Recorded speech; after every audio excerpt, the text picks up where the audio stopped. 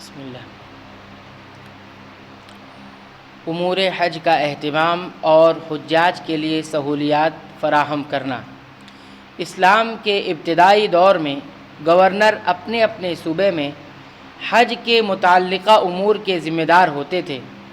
حجاج کو سہولیات فراہم کرنا اور ان کے سفر حج کو پرامن بنانا ان کے فرائض میں شامل تھا۔ چنانچہ گورنر ہی حج کے قافلوں کے امراء کی تعیین اور تقرری فرماتے، سفر کے اوقات وہی متعین کرتے، ان کی اجازت کے بغیر قافلے روانہ نہیں ہو سکتے تھے۔ بعض امراء اور گورنروں نے صرف امور حج کی ترتیب اور تنظیم پر بس نہیں کی بلکہ حجاج کے لیے پورے راستے میں پانی کا انتظام فرمایا۔ چنانچہ عبداللہ بن عامر بن قریظ رضی اللہ عنہ، جو حضرت عثمان رضی اللہ عنہ کے گورنروں میں سے ہیں اور بصرہ کے گورنر تھے، انہوں نے بصرہ سے مکہ تک کے راستے میں حجاج کے لیے پانی کا انتظام فرمایا۔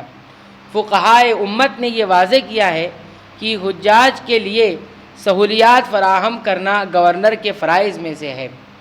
امام ماوردی کا کہنا ہے کہ حجاج کے لیے یعنی حاجیوں کے لیے سہولیات فراہم کرنا اور ان کے امور کی تنظیم اور ترتیب گورنر کے فرائض منصبی میں سے داخل ہے، کیونکہ یہ ان جملہ معونات میں سے ہے جو اس سے متعلق ہیں۔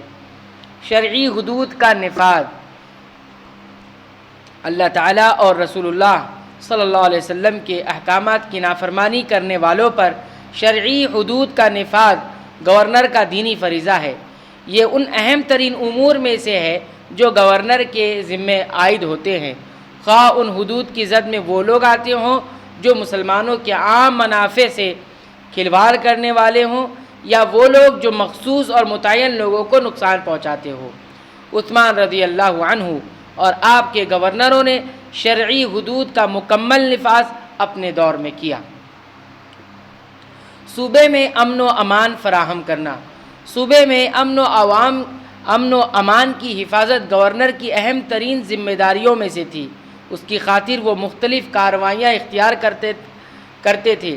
اس سلسلے میں اہم ترین کارروائی فاسق لوگ اور معصیت اور گناہ کے مرتکبین پر حدود کا نفاذ تھی، جس سے ان جرائم کا انسداد ہوتا تھا، یعنی جرائم بند ہوتے تھے جو لوگوں کی جان و مال کے لیے خطرہ تھے، اور اس کے نتیجے میں قتل اور چوری اور ڈاکہ زنی وغیرہ کی واردات میں کافی حد تک کمی ہوتی۔